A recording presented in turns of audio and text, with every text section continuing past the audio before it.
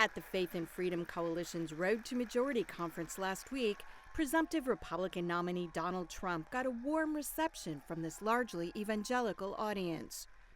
As you know, we've done very well with the evangelicals. I think if you look at the things that we as conservative evangelicals believe in, life, marriage, religious freedom, support for Israel, and terrorism, I think Donald Trump stands for the positions that advance the good.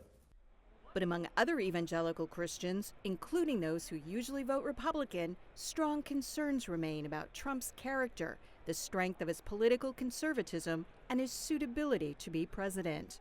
I think he's erratic, I think he's unprincipled, I think he's unreliable, and I don't think that he can be depended on. I think he would be an active danger to the republic if he were president.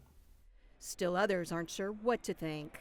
Evangelicals right now are, for the most part, simply watching the choices in front of them with a sense of horror. For the past 3 decades, evangelicals have been a cornerstone of the GOP coalition. In the last election, almost 80% of them voted for Mitt Romney.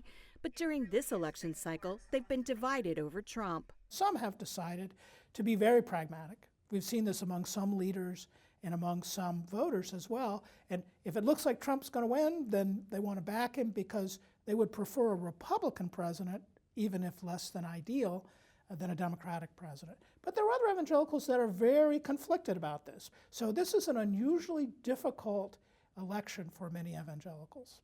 John Green is director of the Bliss Institute at the University of Akron and a veteran scholar of religion and politics. He says a lack of enthusiasm among evangelical voters could have serious implications for Trump. It's not just evangelicals. I mean, there are other pieces of the Republican Party that are in disarray as well. But because evangelicals play such a central role at the ballot box, that has to be a top priority for Republicans who want to be successful. Prominent evangelical Peter Wehner is a senior fellow at the Ethics and Public Policy Center. He worked in the last 3 Republican administrations and has been an outspoken critic of Trump. He has a view of power that really worries me a great deal. Speaking as a Christian, the evidence that we've seen of the contempt that he has for people that he considers weak, his bullying tactics, his cruelty, and he thinks that that might makes right, and that's very, very problematic from a Christian perspective, and it's very, very problematic for a person who's going to be president of the United States. Some evangelicals, particularly Latinos, have been turned off by Trump's inflammatory rhetoric and his tough stand on immigration. This idea of deporting and separating families, even those that have been here for 20 years, when their kids have been born here, that's outrageous. It's not practical. It doesn't even speak to a pro-life, pro-family, pro-faith ethos. And there are lingering questions about Trump's character.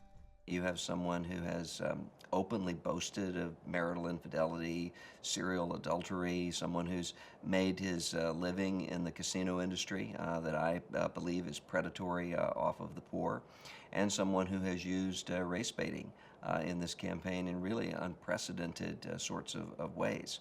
The Trump campaign has been stepping up its outreach to conservative Christians. In his speech at the Faith and Freedom Coalition, the candidate stressed what he described as their shared values. He promised to uphold the sanctity of life, appoint pro-life judges, fight what he called radical Islamic terrorism, and safeguard religious freedom. We will restore faith to its proper mantle in our society. That's what we have to do, and we have to do that soon. We will respect and defend Christian Americans. Christian Americans. The campaign is highlighting the support of prominent Christian leaders. Ohio pastor and religious broadcaster Frank Amedia of Touch Heaven Ministries has been named a liaison for Christian policy, a volunteer position. He, too, has heard the evangelical concerns. We're not voting for a pastor-in-chief. We're voting for a commander-in-chief. So here's what I do. I ask him this question: who are our alternatives right now? Amedia admits he doesn't condone all of Trump's rhetoric. what I've experienced and the people that I know that know him well and my friends and pastors, we see no racial bias. We don't see any religious bias. We don't see any sexism. Yes, we hear remarks that would be alarming, but let's face it, there's remarks that have come from the other side that are extremely alarming. He says he's not bothered by Trump's apparent lack of religiosity.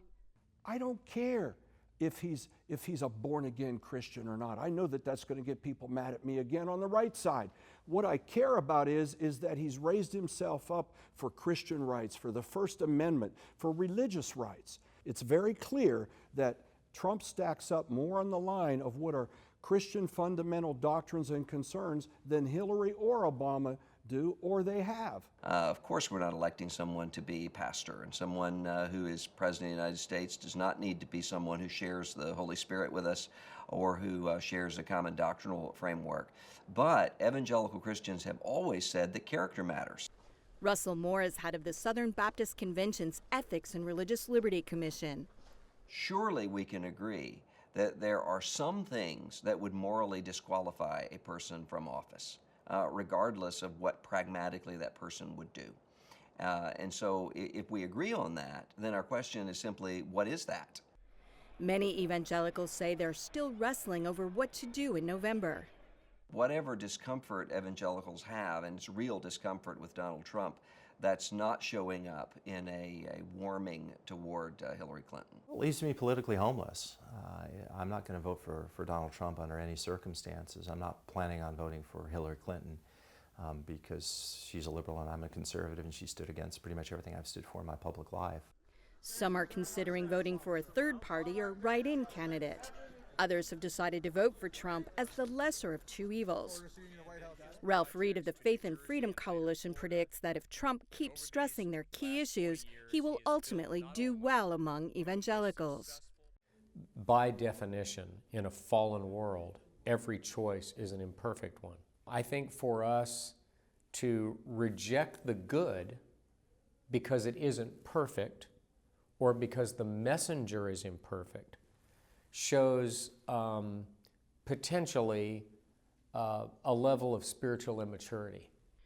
Reed says he's spearheading a massive get-out-the-vote effort among conservative Christians. If you stay home, you essentially withdraw, and you're sort of voting by your absence, that you're checking out of the process. That's not my reading of either the Bible or Jesus' teaching or New Testament teaching on how we are to function as men and women of faith in our earthly citizenship. In recent elections, evangelical grassroots organizing has greatly benefited the GOP. But John Green questions whether Trump will inspire the same level of enthusiasm even among those who have decided to vote for him. From a purely pragmatic point of view, they need each other. But of course, politics isn't all pragmatism. It's also about values. It's also about principles. Can evangelical leaders find a way to work with the Trump campaign? And frankly, can Donald Trump find a way to work with them? The answers could help tip the balance in November. I'm Kim Lawton reporting.